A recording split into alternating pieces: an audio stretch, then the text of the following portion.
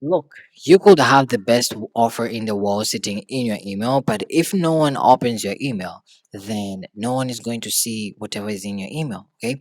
And the reason most emails get ignored, it's not the product, it's not the pricing, it's not even the timing. But what exactly is it? It's the hook, right? The hook is off. And according to MailChimp, emotional triggers are the secrets to success for email campaigns, and the hook is exactly how you deliver these emotional triggers, right? So in this video, I'm going to break down what email hooks actually are, okay? Where to put them inside your email, and the five parts that consistently drive the most engagement. Now, what is an email hook? So, an email hook is simply a sentence that grabs the reader's attention so they take action immediately, right? If it's whether they book a call, whether they buy a service, any action that you want them to take, right? But here's what makes it this really powerful, okay? A good hook doesn't make someone think. It makes them feel something first, and then that feeling is what drives them to take action, okay? It's really interesting. And MailChimp did the research again, and they said hooks appeal to the limbic brain, which is the part responsible for emotion, instincts, but not logic. So when a hook lands right, the reader responds before they have even had a chance to overthink it, right? So the best hooks do one thing out of two, right? They either make the reader take action immediately, or they pose a question. The second thing, they pose a question that the reader can't answer, which keeps them reading the email to find the answer inside your email, right? And that's the whole game. That's the game that we're going to play, okay? Keeping the reader reading the email long enough to get to your offer, to get to whatever you want to offer, right? You're selling them and stuff like that. Now, where do you put the email hooks in your email, right? This is really important, okay? Most people think that a hook only belongs in the subject line, right? Probably you're also thinking the same thing, but according to MailChimp and according to me also, okay, I've been doing this for a while from my own newsletter. You can just check it down below, right? Hooks should appear in four different places inside your every email. Okay, your every email. Number one is the subject line, okay, which gets them to open the email. And then the subject line can be about a number, stats, or it can be like just curiosity driven, right? The second place is the opening sentence where it keeps them reading after they open the email, right? That's the hook, the second hook. It keeps them reading after they open the email. Now this one can drop them something, it can drop them into something compelling before you have explained anything, right? But it just understand it helps people keep reading after they open your email. The third place is in the body, right? So personalization hooks remind the reader that this was written for them specifically and not for a mass list, right? So there's a hook for the body. And the last place is in the PS section. Now the PS section is the last section, which is the postscript. And this one is the one of the most read part of any email. Okay, because people scan, as we know, right? Most people, even if your email is short, sometimes people scan. Okay, we cannot. Let me give you an example. So this is an email, right?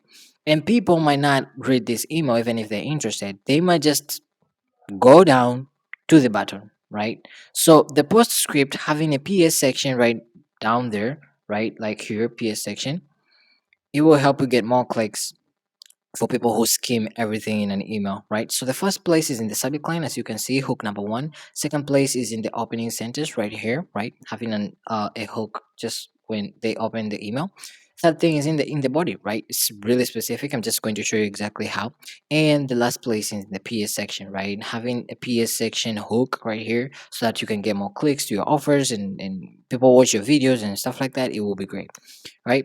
Now, hook number one, right? So here's the types of the hooks, right, that you can include in your email. So hook type one is emotional hook, right? So emotional hooks are the most powerful type because they bases they bypass logic completely and speak straight to instincts. Now what do I mean by that? Okay, so the thing is that you can activate emotions like fear, hope, greed, guilt, or curiosity, and each one triggers a different kind of response from the reader, right? So fear makes them act before something happens, bad happens. Okay, hope makes them believe a better outcome is possible. Greed makes them want the gain, and curiosity makes them keep reading to find out more. Right.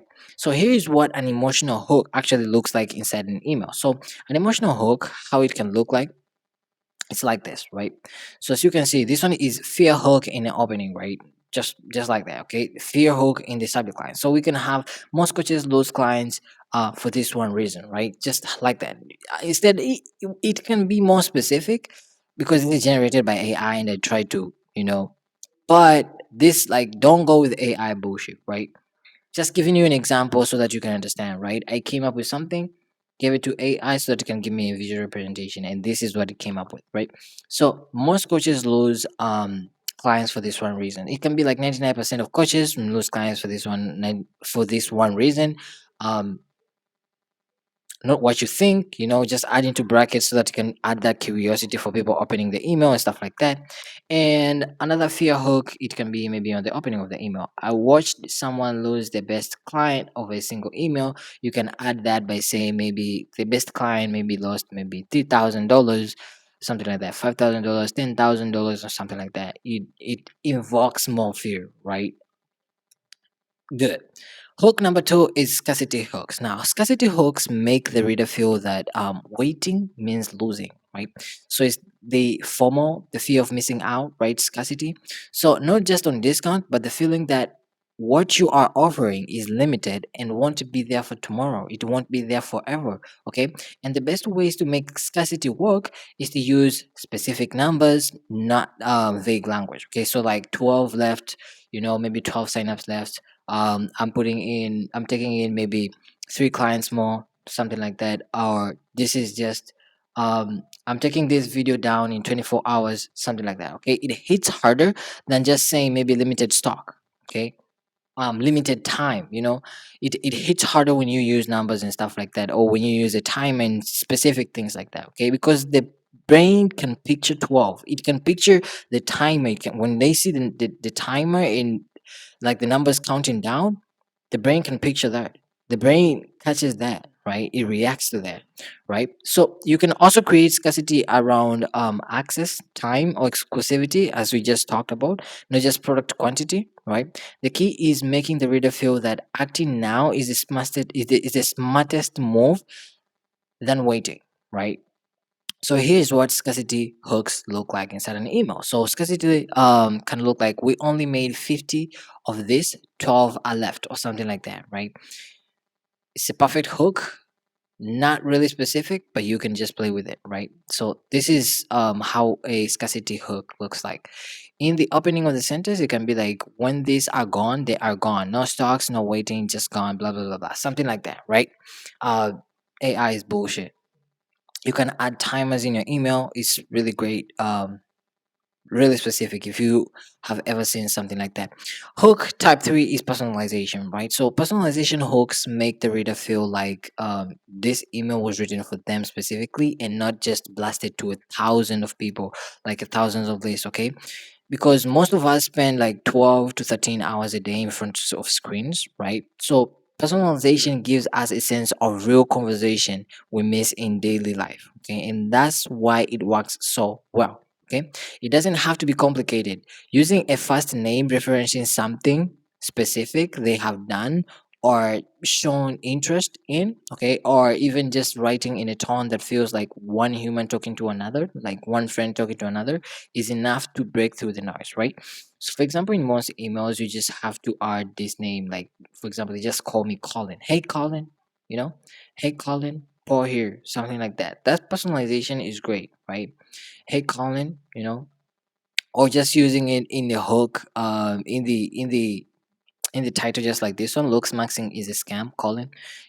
Looks maxing is a scam, Colin. Blah blah blah blah. It's actually perfect, right? It intrigues more. It helps more people know that this was meant for me and it's not meant for most people. For example, this one, okay, Colin and mandates, Colin, right? When you open this, Colin, ready for shock? Here goes. You get about 4,000 Mondays in your life. Blah, blah, blah, blah. I love this email, but yeah, not for now. Okay, we're not gonna break down emails right now. Okay, so here's what a personalization hook actually looks like. As I told you, hey Colin, something like that, or Colin, a quick question about your list, okay, in the subject line or whenever you're opening your email, right? Or you can also use it in the CTA if possible, right? It just depends to what you want to do, right? Hook number four, which is the agency hook. Now, agency hooks create a deadline. And without a deadline, most people delay, right? So you have to, instead of scarcity, right, you can just give them agency, okay, giving them a deadline. You know, um, tomorrow is the last day, something like that, okay? And most people delay. So giving them a deadline, it just makes them act right there and then, okay? And delay almost always means never, right? So, okay. So here's the thing, right? The difference between scarcity and urgency is simple, right? Scarcity is about quantity and urgency is about time. So you are not saying there are only a few spots left. You are saying the clock is running out, right? So it's the same thing as I was explaining it in scarcity, but in scarcity, it was like you were telling them you're dealing with numbers and stuff like that. And the urgency is like telling them, okay, this is just for a limited amount of period, right? It's just this month, maybe this week, and I'm gonna close these pods and they're not gonna be there forever, something like that, right? So the key to making agency work is making the deadline feel real and specific. So it ends soon, is weak. But when you say closes tonight at 5:59 p.m., it's something that the reader's brain can actually feel and picture, and it can actually interpret it, right? More than just saying ends soon, right? This is a little bit vague and weak, right?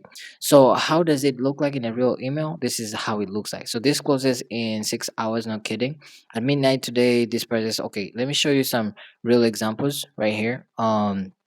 We start in 12 hours. Okay, I had some examples right here. He only works 20. Okay, so these emails are really great because I had one email from a dude and it worked perfect. Okay, this one. Okay, your 9097 credits. So this one is just telling them for a couple of days, I'm offering you the chance to get 997 the OO credit towards our Elevate email marketing training. That means it's free. This video will tell you more, blah blah blah blah blah, right? So this is great. This is great. Now this one is offering it for free. So we gotta find another one which is not about offering something for free. So more inquiries this week. Um let me show you another one that is really great. Okay, someone like this, okay? 2 days left, okay? Do you want to create a highest content that literally takes you 5 minutes to create, film, edit, post? Great hook.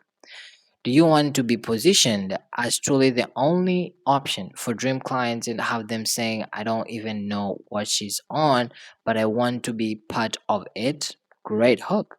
If you want this, you need one in a billion content. The content program that does not include, like, do you see how this is going? This is actually good, but how it went is like not 2 days left. The 2 days left is like the scarcity one. Um, but we want to go like the offer closes tonight at midnight, blah blah blah blah, right? Right? Some agency and stuff like that. So that being said, let's go to the last one, which is the curiosity hook, right? The curiosity hooks open a loop that the reader's brain needs to close. Okay, you give them just enough to make them want more, and they keep reading to get it, right? So a great curiosity technique is the 2 to 1 rule. Okay, list two things that naturally go together, then add a third one that doesn't fit. Okay, so the brain notices the mismatch and wants to understand it. What does that exactly mean? The key is to open the loop, open just long enough to pull them into the email, but not so long that they feel tricked when you close it. The payoff has to match the tease. Do you understand? So here is exactly how that works. So a curiosity one can be the one thing nobody tells you about email, the one thing nobody tells you about email marketing. You can just niche down and be more specific.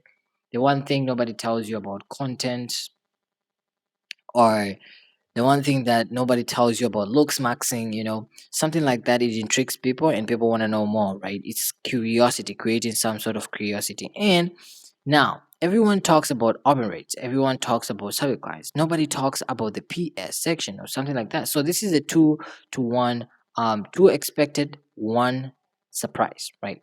So this is it's expected, right? This is what creates the curiosity, right? People talk about this, people talk about that, but nobody talks actually about this thing. And people start thinking, that's real. Nobody talks about that, right? And it makes people read so that they can find out more about the third thing that you're saying, right? Now, why hooks actually work, as you can see, right? According to Cleveland Clinic, cited by MailChimp, our brain processes around 70,000 thoughts a day. So the goal of your email is to make just one of the thoughts result in an open and just one result in a click, right? So personalization creates a sense of real conversation into an inbox full of automated noise. Like right now, everything is about AI. So people will respond if they feel seen and if they feel like heard and understood, right? Reciprocity is why the word free is so powerful, right? When you give someone something for free, they naturally want to give something back. So even if that something is just a click, they will do it, right? The other thing is social proof. Okay, social proof makes people feel validated in the decision. When they say others responding, they feel safer doing the same, right? So social proof is also great. So how to write hooks that actually land, right? Writing effective hooks comes down to three things, okay? And if you get this right, everything else follows, right? It becomes like a slop, right?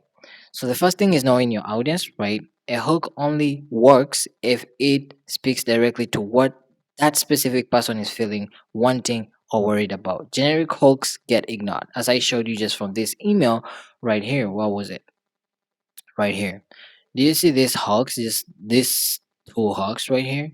Okay, do you want to create the highest converting content that literally takes 5 minutes to create, film, edit, and post?